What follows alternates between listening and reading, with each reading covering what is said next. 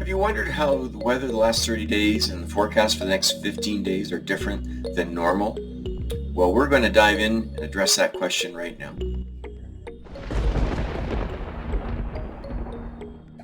Hi, my name is David Bergvinson, Chief Science Officer at WatchER, and for the May 13th edition of the World Weather Watcher, we're going to be looking at the last 30 days and the next 15 days for key weather parameters such as precipitation and temperature to see how they're going to impact you.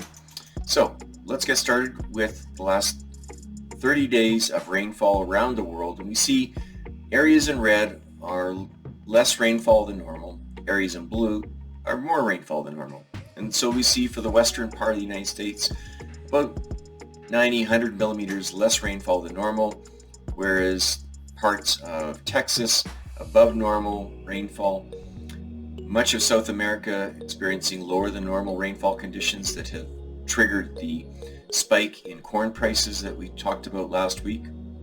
We also see a little bit above normal rainfall for the central part of Africa, India, and unfortunately drier than normal conditions for much of Southeast Asia. And you may recall the challenges that chip manufacturers are having because of low rainfall availability in Taiwan to cool those facilities.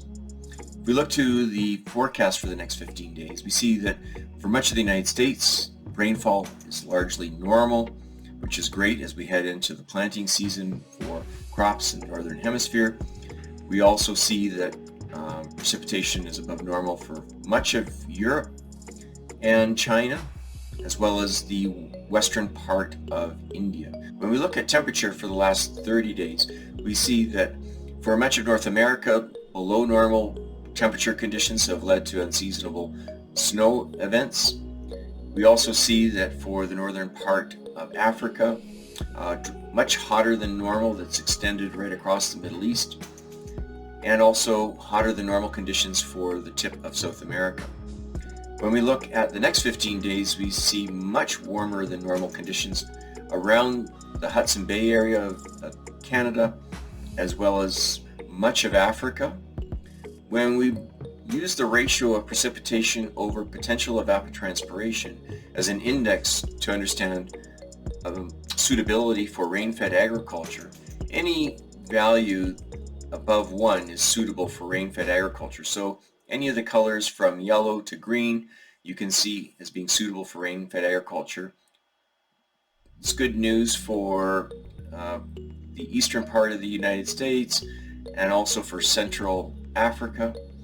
But when we look to the forecast for the next 15 days, we see that for much of the Corn Belt of the United States, the conditions are conducive for planting rain-fed crops. And we see a drying trend in Brazil as they end their cropping season. But of concern is the drying conditions we see in the Horn of Africa and also for the northern part of Nigeria that could impact rain-fed agriculture, as well as the northern part of India not able to sustain rain-fed agriculture at this time. If analytics like this are of interest to you, I invite you to go to our website at WatchER.com to learn more about the application of these tools, or get started on your weather analytics journey by going to our adapter platform at apps.watcher.com to get started accessing global weather and tools to help you understand weather patterns where you live. Until next week, take care.